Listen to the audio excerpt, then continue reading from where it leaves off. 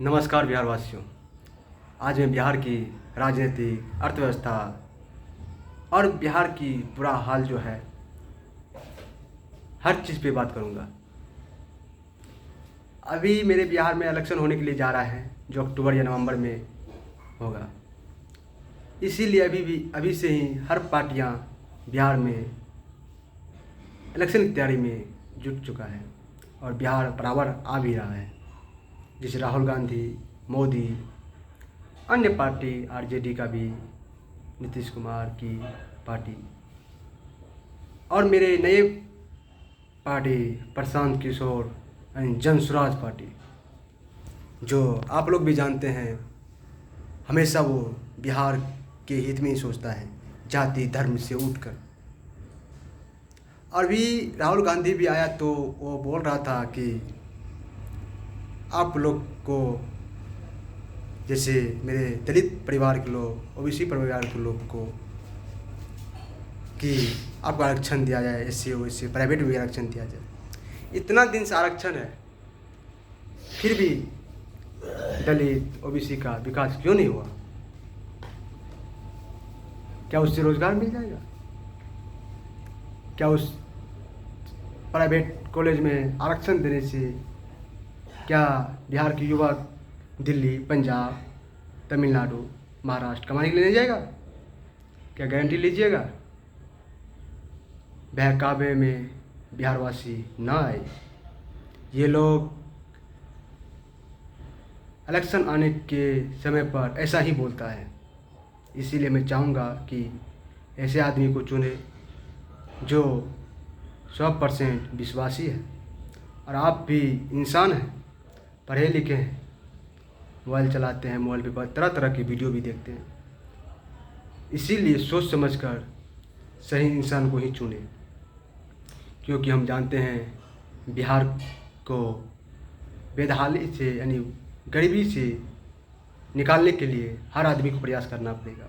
कुछ न कुछ हर आदमी का प्रयास चाहिए, वो कोई गरीब हो, अमीर हो या कोई भी क्यों हो, तब जाके बिहार का विकास होगा। और मैं गरीब राज्य से अमीर राज्य की श्रेणी में आऊँगा। अभी बिहार की क्या हाल है सबको पता है, खासकर उस आदमी को ज़्यादा पता है जो बिहार से अन्य राज्य में कमाने के लिए जाता है। कुछ पागल आदमी है जो कोई परिवार में या नौकरी हो गया है या अपने कुछ पूर्वज संपत्ति है जिससे उसका परिवार चल रहा है, तो उसको लगता है बिहार बहुत खुशहाली है।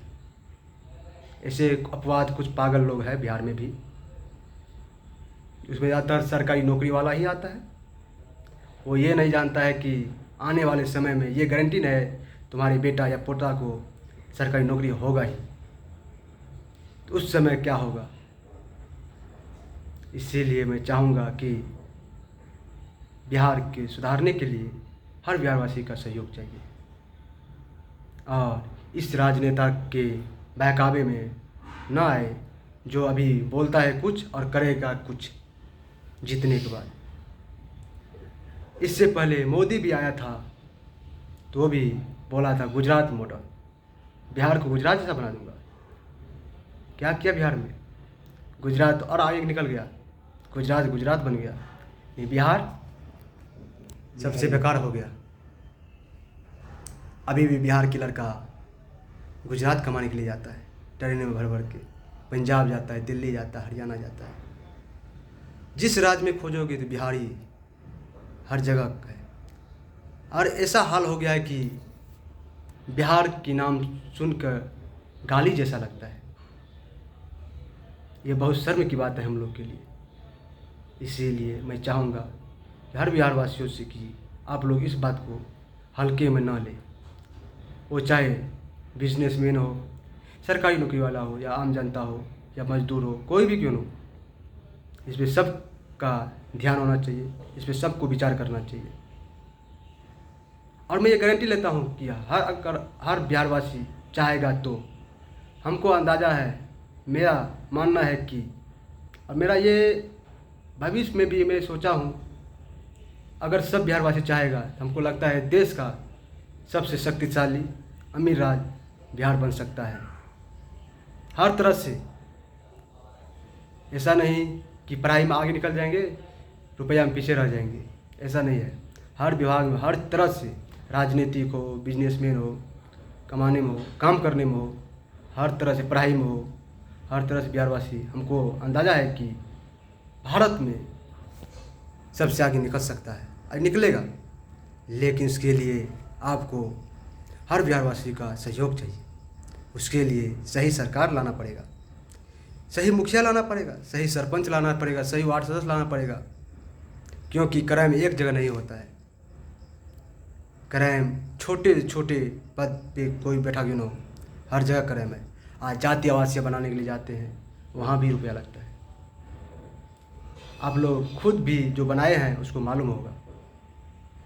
या राशन कार्ड बनाओ, इंदिरा आवास लो।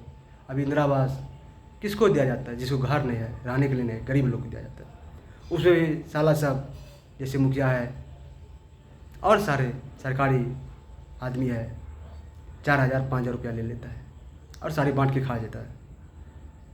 ऐसा भी हम सुने हैं कि ये मेरे पंचायत, अपनी पंचायत घटना है, बिहार के सुपौल जिला की पिपरा प्रखंड रामपुर पंचायत की। वहाँ पे 20-20 हज़ार रुपया लिया गया है।